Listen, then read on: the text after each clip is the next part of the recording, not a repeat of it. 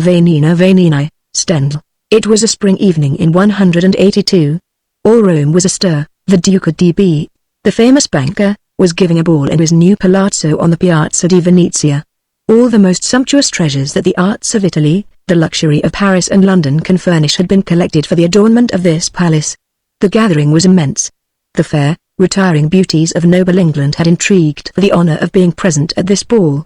They arrived in crowds. The most beautiful women of Rome vied with them for the prize of beauty. A girl whom her sparkling eyes and ebon tresses proclaimed of Roman birth entered, escorted by her father. Every eye followed her. A singular pride was displayed in her every gesture. One could see the foreigners who entered the room struck by the magnificence of this ball. None of the courts of Europe, they were saying, can compare with this. Kings have not a palace of Roman architecture. They are obliged to invite the great ladies of their courts. The Duca d.B. invites only lovely women. This evening he had been fortunate in his invitations. The men seemed dazzled. Amid so many remarkable women it was hard to decide which was the most beautiful. The award was for some time undetermined. But at length Principessa Vanina Vanini, the girl with the raven hair and fiery eye, was proclaimed queen of the ball. Immediately the foreigners and the young Romans, deserting all the other rooms, crowded into the room in which she was. Her father, Principe Don Astrobale Vanini, had wished her to dance first of all with 2 or 3 sovereign princes from Germany. She then accepted the invitations of certain extremely handsome and extremely noble Englishmen. Their starched manner irritated her. She appeared to find more pleasure in teasing young Livio Savli, who seemed deeply in love. He was the most brilliant young man in Rome, and a prince to boot, but, if you had given him a novel to read, he would have flung the book away after 20 pages, saying that it made his head ache. This was a disadvantage in Vanina's eyes. Towards midnight a report ran through the ballroom, which caused quite a stir. A young Carbonaro, in detention in the Castel Sant'Angelo, had escaped that evening, with the help of a disguise, and, with an excess of romantic daring, on coming to the outermost guardroom of the prison, had attacked the soldiers there with a dagger, but he had been wounded himself. The Spuri were pursuing him through the streets, following the track of his blood, and hoped to recapture him. While this story was going round, Don Livio Savli, dazzled by the charms and the success of Vanina, with whom he had just been dancing, said to her as he led her back to her seat, being almost mad with love, "Why, in heaven's name, what sort of person could please you? This young Carbonaro who has just made his escape," was Vanina's reply. "He at least has done something more than take the trouble to be born." Principe Don Astrobale approached his daughter. "He is a wealthy man who for the last 20 years has kept no accounts with his steward, who lends him his own income at a high rate of interest. If you should pass him in the street, you would take him for an elderly actor. You would not notice that his fingers were loaded with 5 or 6 enormous rings set with huge diamonds. His 2 sons became Jesuits, and afterwards died insane. He has forgotten them, but it vexes him that his only daughter, Vanina, declines to marry. She is already 19, and has refused the most brilliant suitors. What is her reason? The same that led Sulla to abdicate, her contempt for the Romans." On the day after the ball, Vanina remarked that her father, the most casual of men, who never in his life had taken the trouble to carry a key, was very careful in shutting the door of a little stair which led to an apartment on the 3rd floor of the palazzo. The windows of this apartment looked onto a terrace planted with orange trees. Vanina went out to pay some calls in Rome. On her return, the main door of the palazzo was blocked with the preparations for an illumination. The carriage drove in through the courtyards at the back. Vanina raised her eyes, and saw with astonishment that one of the windows of the apartment which her father had so carefully closed was now open. She got rid of her companion, climbed up to the attics of the palazzo and after a long search succeeded in finding a small barred window which overlooked the orange tree terrace. The open window which she had observed from below was within a few feet of her. Evidently the room was occupied, but by whom? Next day, Vanina managed to secure the key of a small door which opened onto the terrace planted with orange trees. She stole on tiptoe to the window, which was still open. It was screened by a sunblind. Inside the room was a bed, and somebody in the bed. Her first impulse was to retire, but she caught sight of a woman's gown flung over a chair. On looking more closely at the person in the bed, she saw that this person was fair, and evidently quite young. She had no longer any doubt that it was a woman. The gown flung over the chair was stained with blood. There was blood also on the woman's shoes placed beneath the table. The stranger moved in the bed. Vanina saw that she had been wounded. A great bandage stained with blood covered her bosom. This bandage was fastened with ribbons only. It was not a surgeon's hand that had so arranged it. Vanina noticed that every day, about 4 o'clock, her father shut himself up in his own rooms, and then went to visit the stranger. Presently he came downstairs and took his carriage to call upon the Contessa Vitelsky.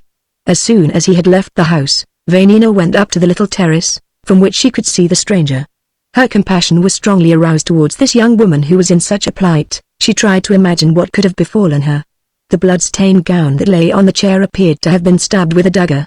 Vanina could count the rents in it. One day she saw the stranger more distinctly. Her blue eyes were fastened on the ceiling. She seemed to be praying. Presently tears welled in those lovely eyes. The young princess could hardly refrain from addressing her.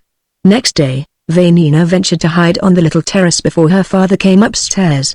She saw Don Astrobale enter the stranger's room. He was carrying a small basket in which were provisions. The prince appeared ill at ease, and said but little.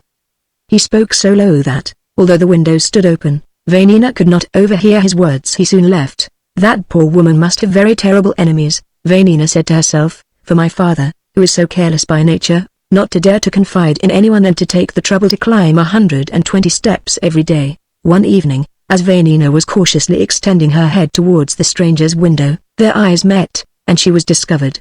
Vanina fell on her knees, crying, "I love you, I'm your devoted servant." The stranger beckoned to her to come in. "How can I apologize to you?" cried Vanina. "How offensive my foolish curiosity must appear to you. I swear to keep your secret, and, if you insist on it, I will never come again. Who would not be delighted to see you?" said the stranger. "Do you live in this palazzo?" "Certainly," replied Vanina. "But I see that you do not know me. I am Vanina, Don Astrobale's daughter." The stranger looked at her with an air of surprise, then went on. "Please let me hope that you will come to see me every day, but I should prefer the prince not to know of your visits." Vanina's heart beat violently. The stranger's manner seemed to her most distinguished. This poor young woman had doubtless given offense to some powerful man. Possibly in a moment of jealousy she had killed her lover. Vanina could not conceive any common reason for her trouble.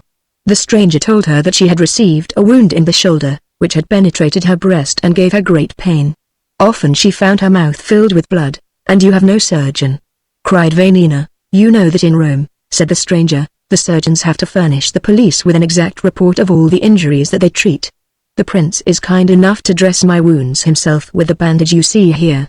The stranger refrained with the most perfect taste from any commiseration of her accident. Vanina loved her madly. One incident, however, greatly surprised the young princess, which was that in the middle of a conversation which was certainly most serious the stranger had great difficulty in suppressing a sudden impulse to laughter. "I should be happy," Vanina said to her, "to know your name." "I am called Clementina." "Very well, dear Clementina, tomorrow at 5 I shall come to see you." Next day Vanina found her new friend in great pain. "I am going to bring you a surgeon," said Vanina as she embraced her. "I would rather die," said the stranger. "Would you have me compromise my benefactors?" "The surgeon of Monsignor Savlicatanzara, the governor of Rome, is the son of one of our servants," Vanina answered firmly. "He is devoted to us, and in his position has no fear of anyone. My father does not do justice to his loyalty. I am going to send for him. I do not want any surgeon," cried the stranger with a vivacity which surprised Vanina. "Come and see me, and if God is to call me to himself, I shall die happy in your arms." On the following day the stranger was worse. "If you love me," said Vanina as she left her, "you will see a surgeon. If he comes, my happiness is at an end." "I am going to send to fetch him," replied Vanina. Without saying a word, the stranger seized hold of her, and took her hand, which he covered with kisses. A long silence followed. Tears filled the stranger's eyes. At length she let go Vanina's hand, and with the air of one going to her death, said to her, "I have a confession to make to you. The day before yesterday, I lied when I said that my name was Clementina. I am an unhappy carbonaro." Vanina in her astonishment thrust back her chair, and presently rose. "I feel," went on the carbonaro, "that this confession is going to make me forfeit the one blessing which keeps me alive, but I should be unworthy of myself were I to deceive you. My name is Pietro Missarelli, I'm 19, my father is a poor surgeon at Sant'Angelo in Vado, I myself am a carbonaro." Venita was surprised. "I was brought, in chains, from the Romagna to Rome. Cast into a dungeon lighted day and night by a lamp, I lay there for 13 months. A charitable soul conceived the idea of helping me to escape. I was dressed as a woman. As I was leaving the prison and passing by the guard at the outer gate, one of them cursed the carbonari. I dealt him a blow. I swear to you that it was not a piece of vain bravado, but simply that I was not thinking. Pursued by night through the streets of Rome after that act of folly, stabbed with bayonet wounds, I had begun to lose my strength. I entered a house the door of which stood open. I heard the soldiers coming in after me. I sprang into a garden. I fell to the ground within a few feet of a woman who was walking there, Contessa Vitelschi. "My father's mistress," said Vanina. "What? Has she told you?" cried Miss Irely. "However that may be, this lady, whose name must never be uttered, saved my life. As the soldiers were coming into her house to seize me, your father took me away in his carriage. I feel very ill. For some days this bayonet wound in my shoulder has prevented me from breathing. I am going to die, and in despair, since I shall not see you again." Vanina had listened with impatience. She swiftly withdrew from the room. Miss Irely read no pity in those lovely eyes, but only the signs of a proud nature which had been deeply offended. When it was dark, a surgeon appeared. He was alone. Miss Irely was in despair. He was afraid that he would never see Vanina again. He questioned the surgeon, who bled him and made no reply. A similar silence on each of the days that followed. Pietro's eyes never left the window on the terrace by which Vanina used to enter. He was very miserable. Once, about midnight, he thought he could see someone in the dark on the terrace. Was it Vanina? Vanina came each night to press her face against the panes of the young Carbonaro's window. "If I speak to him," she said to herself, "I am lost. No, I must never see him again." Having come to this resolution, she recalled, in spite of herself, the affection that she had formed for this young man when she had so stupidly taken him for a woman. After so pleasant an intimacy, must she then forget him? In her most reasonable moments, Vanina was alarmed by the change that was occurring in her ideas.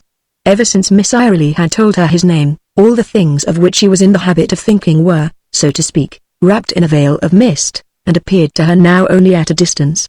A week had not gone by before Vanina, pale and trembling, entered the young Carbonaro's room with the surgeon. She had come to tell him that he must make the prince promise to let his place be taken by a servant.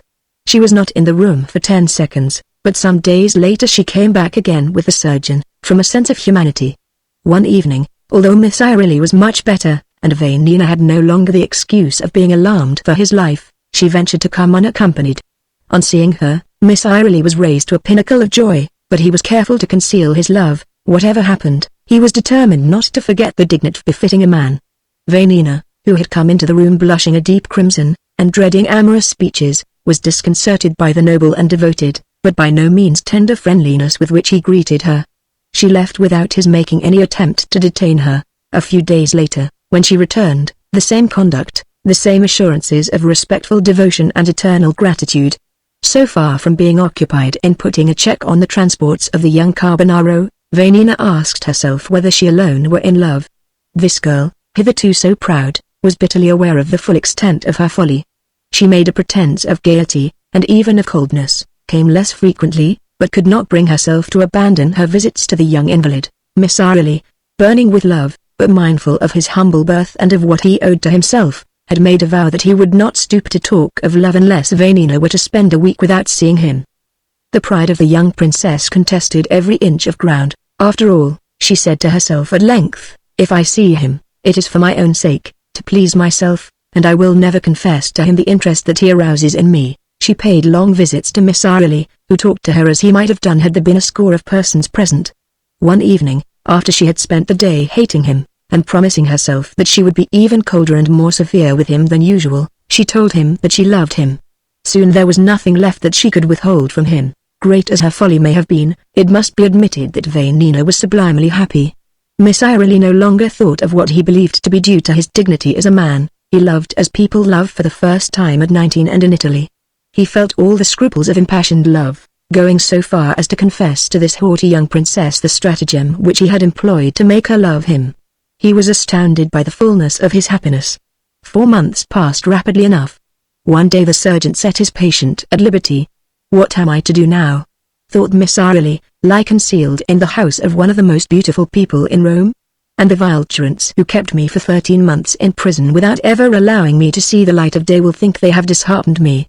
Italy, thou art indeed unfortunate, if thy sons forsake thee for so slight a cause." Vanina never doubted that Pietro's greatest happiness lay in remaining permanently attached to herself. He seemed only too happy, but a saying of General Bonaparte echoed harshly in the young man's heart and influenced the whole of his conduct with regard to women. In 1796, as General Bonaparte was leaving Brescia, the municipal councillors who were escorting him to the gate of the city told him that the Brescians loved freedom more than any of the Italians. Yes, he replied, they loved to talk about it to their mistresses. Miss Irely said to Vanina with a visible air of constraint. As soon as it is dark, I must go out.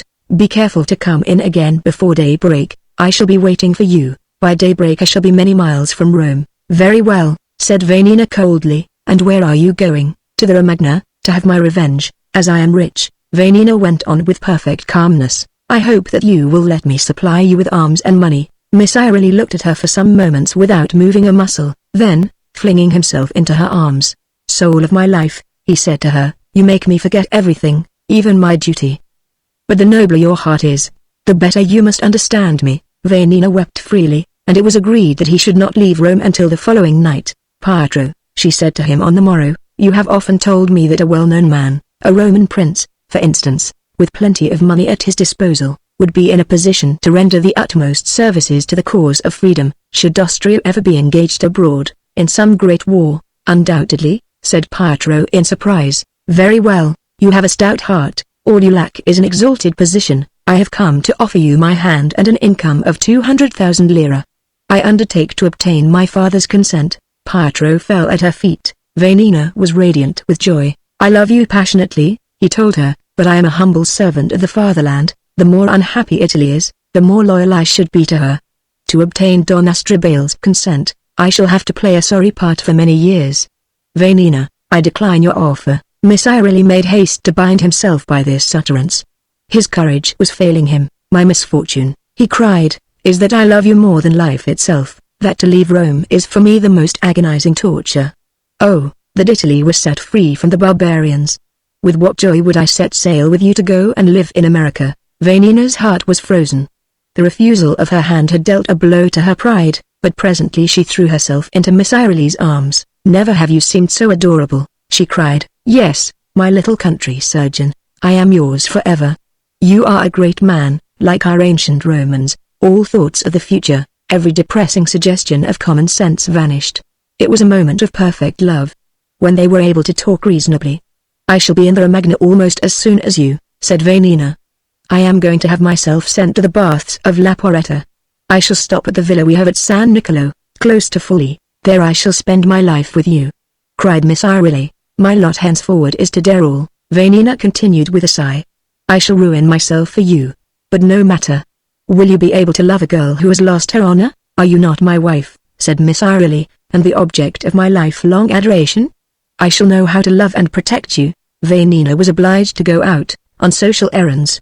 She had barely left Miss Irely before he began to feel that his conduct was barbarous. What is the fatherland? He asked himself. It is not a person to whom we owe gratitude for benefits received, or who may suffer and call down curses on us if we fail him.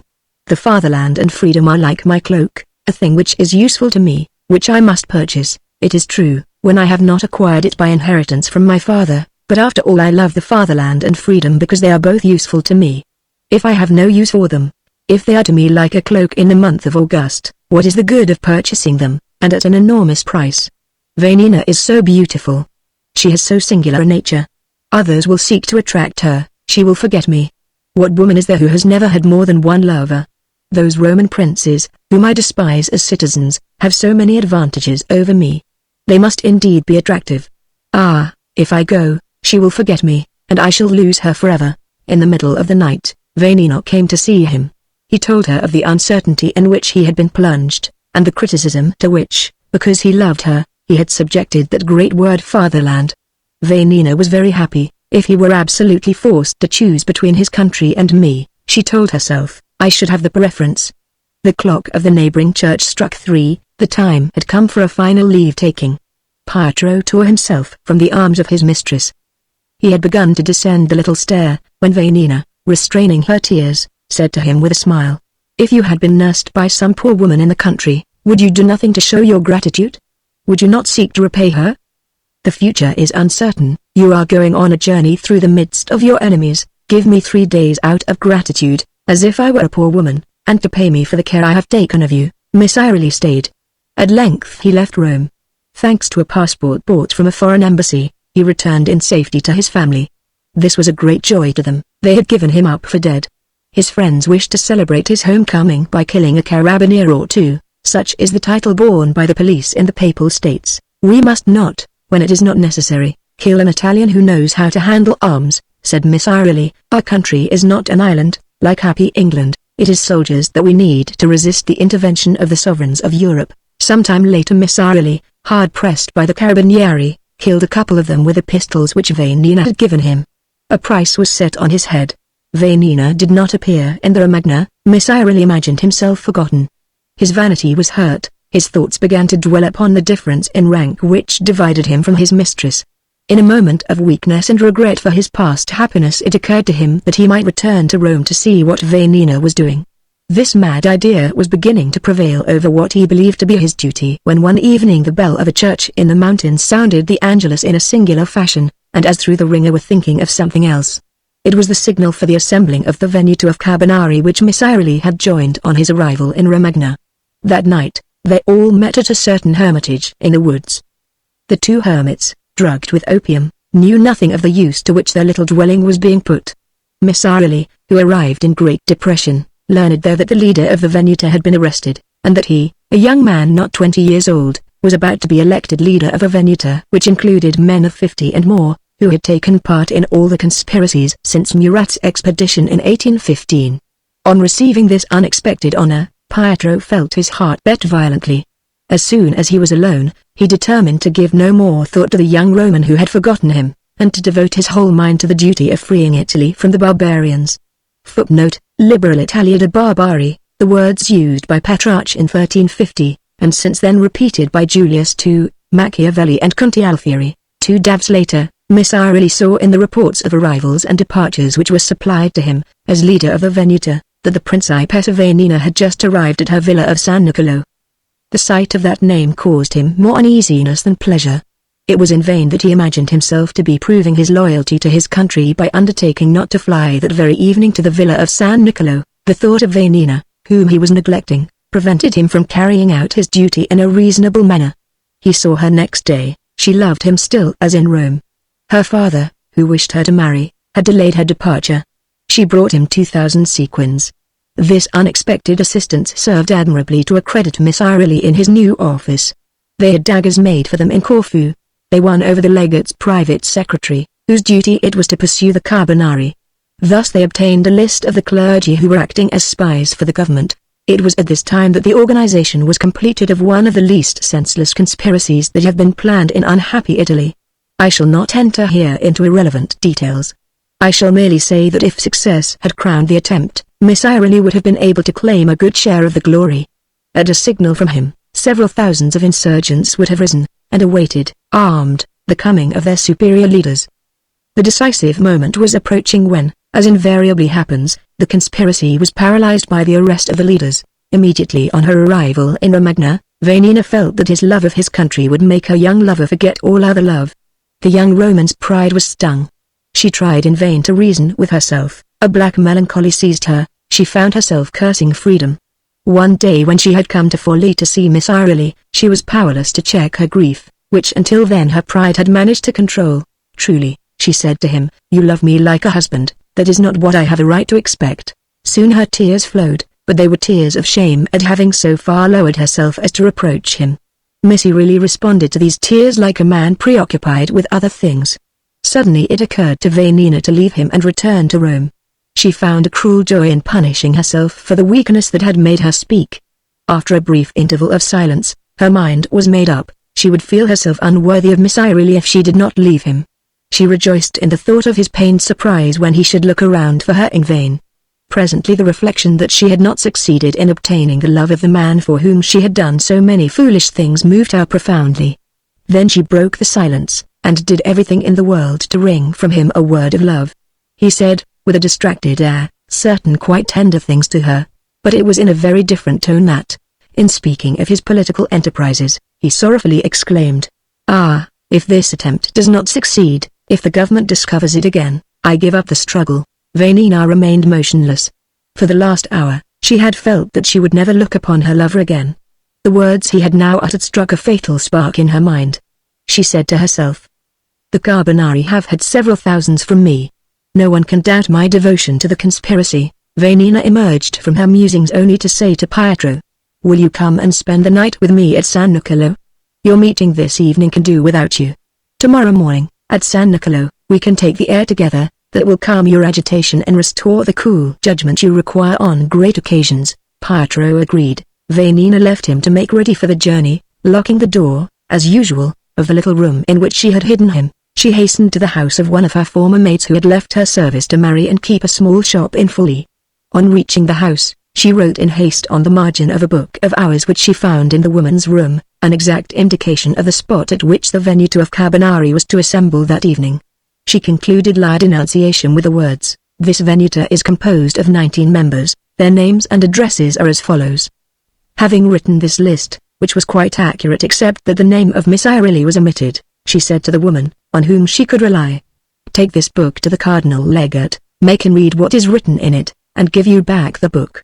Here are 10 sequins. If the legate ever utters your name, your death is certain, but you will save my life if you make the legate read the page I have just written." All went well. The legate's fear prevented him from standing upon his dignity. He allowed the humble woman who asked to speak with him to appear before him with only a mask, but on condition that her hands were tied. In this state the shopkeeper was brought into the presence of the great personage, whom she found entrenched behind an immense table, covered with a green cloth.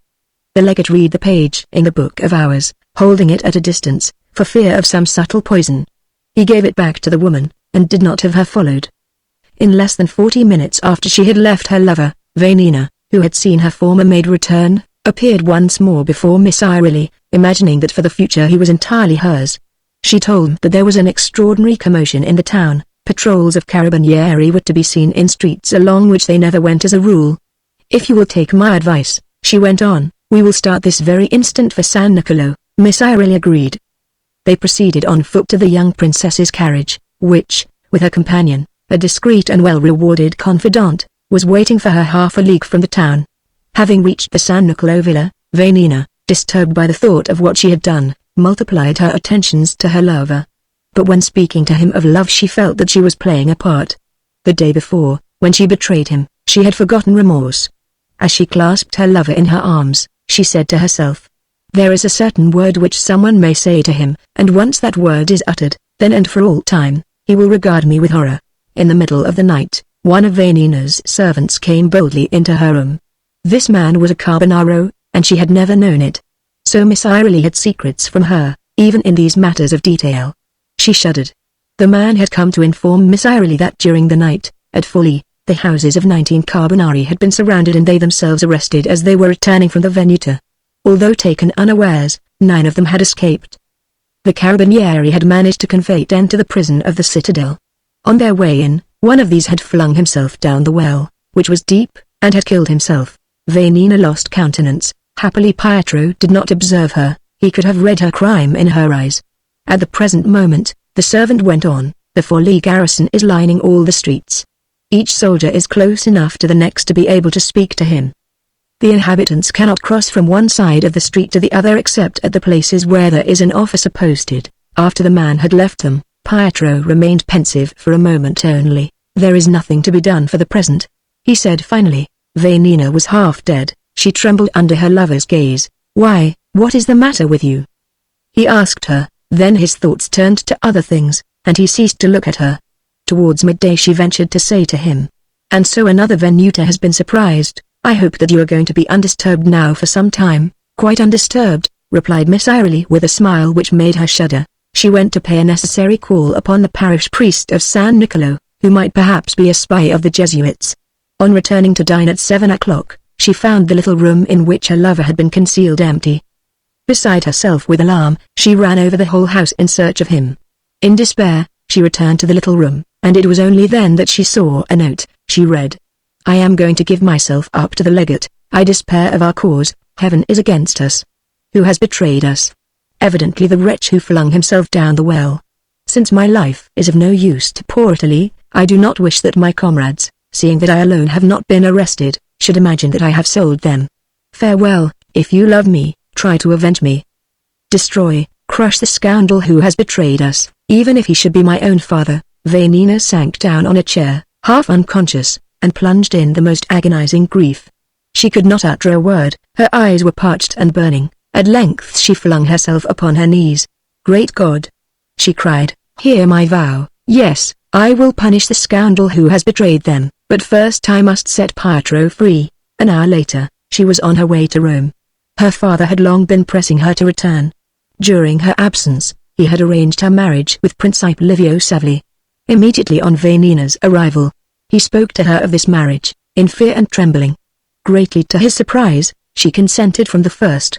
That evening, at Contessa Vitelleschi's, her father presented to her, semi-officially, Don Livio. She conversed with him freely. He was the most exquisite young man, and had the finest horses of any. But although he was admitted to have plenty of intelligence, he was regarded as so frivolous that he was held in no suspicion by the government. Vanina reflected that, by first of all turning his head, she might make a useful agent of him.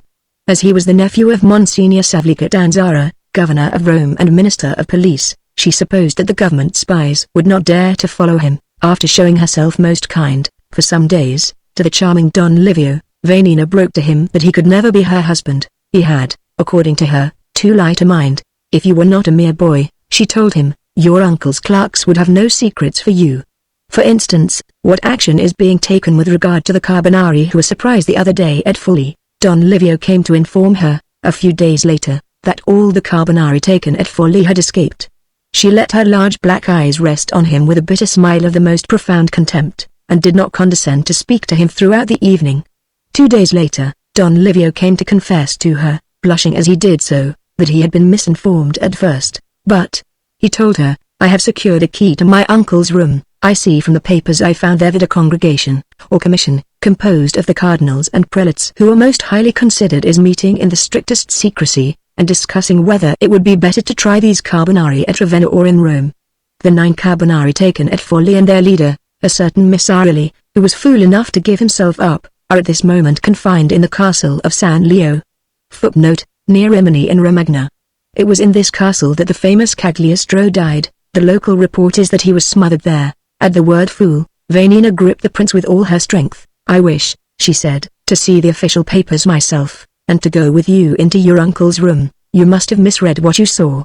At these words, Don Livio shuddered. Vanina asked a thing that was almost impossible, but the girl's eccentric nature intensified his love for her.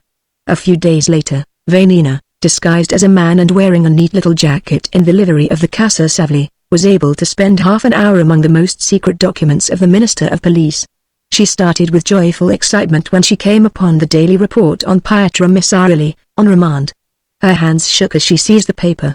On reading the name again, she felt as though she must faint. As they left the palace of the governor of Rome, Vanina permitted Don Livio to embrace her. "You are coming very well," she told him, "through the tests to which I mean to subject you." After such a compliment, the young prince would have set fire to the Vatican to please Vanina. That evening, there was a ball at the French ambassador's. She danced frequently, and almost always with him. Don Livio was wild with joy. He must be kept from thinking. "My father sometimes acts oddly," Vanina said to him one day. "This morning he dismissed 2 of his servants, who came to me in tears. One asked me to find him a place with your uncle the governor of Rome. The other, who served as a gunner under the French, wishes to be employed in the Castel Sant'Angelo. I will take them both into my service," said the young prince impulsively. "Is that what I am asking you to do?" Vanina answered haughtily. "I repeat to you word for word the request made by these poor men. They must obtain what they have asked for, and nothing else." It was the hardest thing imaginable. Monsignor Catanzaro was the most serious of men, and admitted into his household only people well known to himself. In the midst of a life filled, apparently, with every pleasure, Vanina, crushed by remorse, was most unhappy. The slow course of events was killing her. Her father's man of business had supplied her with money. Ought she to fly from the paternal roof and make her way to the Romagna to try to compass her lover's escape? Absurd as this idea was, she was on the point of putting it into execution, when chance took pity on her. Don Livio said to her, "The 10 Carbonari of the Missarelli Venuta are going to be transferred to Rome, except that they will be executed in the Romagna after they have been sentenced. My uncle obtained the Pope's authority for that this evening. You and I are the only 2 people in Rome who knows this secret. Are you satisfied?" "You are growing into a man," replied Vanina. "You may make me a present of your portrait." On the day before that on which Miss Irely was to reach Rome, Vanina found an excuse for going to Città Castellana. It is in the prison of this town that Carbonari are lodged on their way from the Romagna to Rome. She saw Miss Irely in the morning. As he was leaving the prison, he was chained by himself upon a cart. He struck her as very pale but not at all despondent. An old woman tossed him a bunch of violets. Miss Irely thanked her with a smile. Vanina had seen her lover. Her mind seemed to revive. She felt fresh courage. Long before this she had procured a fine advancement for the Abate Cari, chaplain of the Castel Sant'Angelo, in which her lover was to be confined. She had chosen this worthy priest as her confessor. It is no small matter in Rome to be the confessor of a princess, who was the governor's niece. The trial of the Carbonari from Forlì did not take long. To be revenged for their transfer to Rome, which it had been unable to prevent, the Ultra Party had the commission which was to try them packed with the most ambitious prelates. Over this commission presided the Minister of Police. The law against the Carbonari is clear. The men from Forlì could entertain no hope. They fought for their lives nevertheless by every possible subterfuge. Not only did their judges condemn them to death, but several were in favor of cruel tortures, amputation of the right hand, and so forth. The Minister of Police, whose fortune was made, for one leaves that office only to assume the hat, was in no need of amputated hands. On submitting the sentence to the Pope, he had the penalty commuted to some years of imprisonment for all the prisoners. The sole exception was Pietro Miss Irely. The minister regarded the young man as a dangerous fanatic, in addition to which he had already been sentenced to death as guilty of the murder of the two carabinieri whom we have mentioned. Vanina knew of the sentence and its commutation within a few minutes of the minister's return from seeing the Pope. On the following evening, when Monsignor Catanzaro returned to his palace about midnight, his valet was not to be found. The minister, somewhat surprised, rang several times. Finally an aged and half-witted servant appeared. The minister, losing patience, decided to undress himself. He turned the key in his door. It was a hot night. He took off his coat, and flung it in a heap upon a chair. This coat, thrown with excessive force, went beyond the chair, and fell against the muslin curtain of the windows, behind which it outlined the figure of a man. The minister sprang swiftly to his bedside and seized a pistol. As he was returning to the window, a man quite young, wearing his livery, came towards him, pistol in hand. Seeing him advance, the minister raised his own pistol to his eye, and was about to fire. The young man said to him with a laugh, "Why, Monsignor, do not you recognize Vanina Vanini? What is the meaning of this ill-timed foolery?" Replied the minister angrily. "Let us discuss the matter calmly," said the girl. "In the first place, your pistol is not loaded." The minister, taken aback, found that this was so, whereupon he took out a dagger from the pocket of his waistcoat. Footnote: a Roman prelate would doubtless be incapable of commanding an army corps with gallantry, as happened more than once in the case of a divisional general who was Minister of Police in Paris, at the time of the Mali conspiracy, but he would never allow himself to be held up so simply as this in his own house. He would be too much afraid of the satirical comment of his colleagues. A Roman who knows himself to be hated always goes about well armed. It has not been thought necessary to give authority for various other slight differences between Parisian and Roman habits of speech and behavior. So far from minimizing these differences, we have felt it our duty to indicate them boldly. "The Romans whom we are describing have not the honor to be French," Vanina said to him with a charming little air of authority.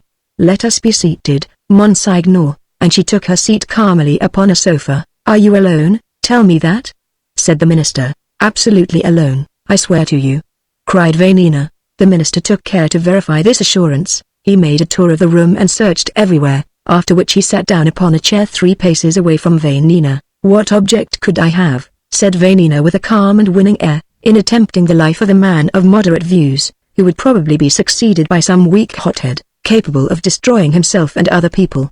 "What is your purpose then, signorina?" said the minister crossly. "This scene is highly improper and must not continue. What I am going to add," Vanina went on haughtily, suddenly forgetting her gracious manner, "concerns you rather than myself. The life of the Carbonara Missile must be saved. If he is executed, you shall not outlive him by a week. I have no interest in the matter. The foolish action of which you complain was planned, first of all, for my own amusement, and also to oblige one of my friends. I wished," went on Vanina, resuming her air of good breeding, "to do a service to a man of talent, who will shortly become my uncle, and ought, one would say, to enhance considerably the fame and fortune of his house." The minister ceased to appear angry. Vanina's beauty no doubt contributed to this rapid alteration.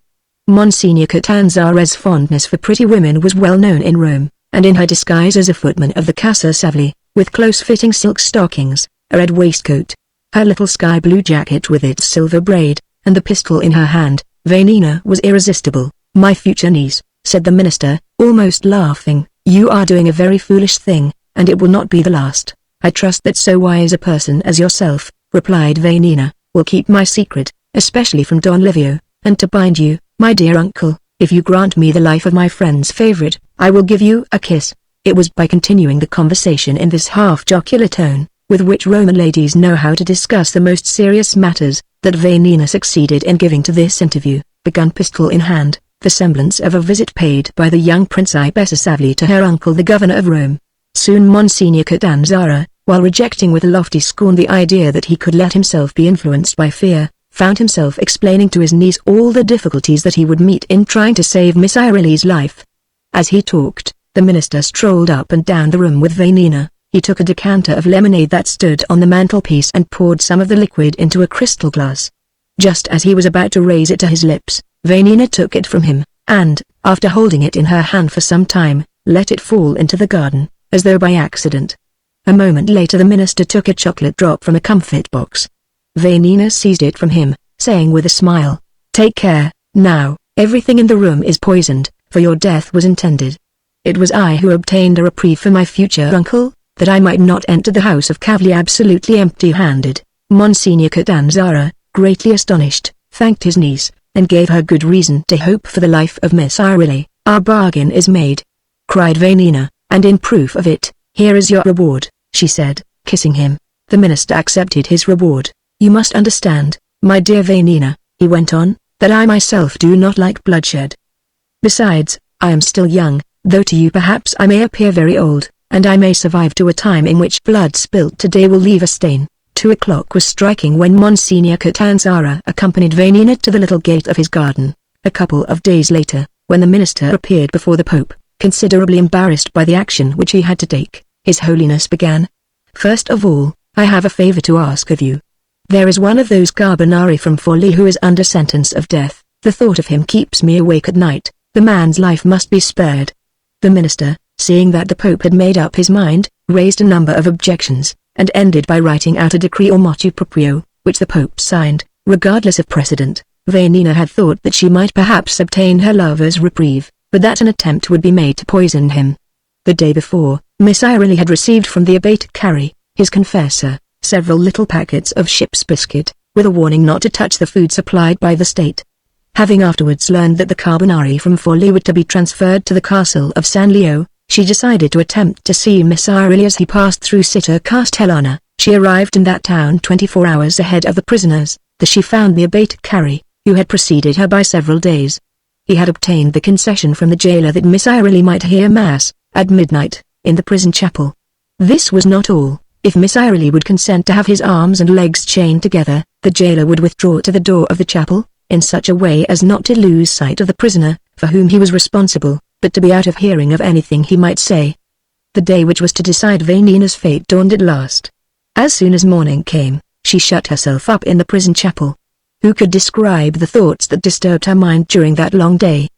Did Miss Ireli love her sufficiently to forgive her? She had denounced his Venuta, but she had saved his life. When reason prevailed in her tormented brain, Vanina hoped that he would consent to leave Italy with her. If she had sinned, it was from excess of love. As 4 was striking, she heard in the distance, on the cobbled street, the hooves of the Carabiniere's horses. The sound of each hoofbeat seemed to strike an echo from her heart. Presently she could make out the rumbling of the carts in which the prisoners were being conveyed. They stopped in the little piazza outside the prison. She saw 2 Carabinieri lift up Miss Ireli, who was alone on one cart, and so loaded with irons that he could not move. "At least he is alive," she said to herself, the tears welling into her eyes. "They have not poisoned him yet." The evening was agonizing. The altar lamp, hanging at a great height, and sparingly supplied with oil by the jailer, was the only light in the dark chapel. Vanina's eyes strayed over the tombs of various great nobles of the Middle Ages who had died in the adjoining prison. Their statues wore an air of ferocity. All sounds had long ceased. Vanina was absorbed in her somber thoughts. Shortly after midnight had struck, She thought she heard a faint sound, like the fluttering of a bat. She tried to walk, and fell half fainting against the altar rail. At that moment, two spectres appeared close beside her, whom she had not heard come in. They were the jailer and Miss Irely, so loaded with chains as to be almost smothered in them. The jailer opened a dark lantern which he placed on the altar rail, by Vanina's side, in such a way as to give him a clear view of his prisoner. He then withdrew to the other end of the chapel, by the door. No sooner had the jailer moved away than Vanina flung herself on Miss Irely's bosom. As she clasped him in her arms, she felt only the cold edges of his chains. To whom does he owe these chains? Was her thought. She felt no pleasure in embracing her lover. This grief was followed by another even more poignant. She fancied for a moment that Miss Irely was aware of her crime, so frigid was his greeting. "Dear friend," he said to her at length, "I regret the affection that you have formed for me. I seek in vain to discover what merit in me has been capable of inspiring it. Let us return, believe me, to more Christian sentiments. Let us forget the illusions which hitherto have been leading us astray. I cannot belong to you. The constant misfortune that has dogged my undertakings is due perhaps to the state of mortal sin into which I have so often fallen. To listen only to the counsels of human prudence, why was not I arrested with my friends, on that fatal night at Fully? Why, in the moment of danger, was I not found at my post? Why has my absence then furnished grounds for the most cruel suspicions?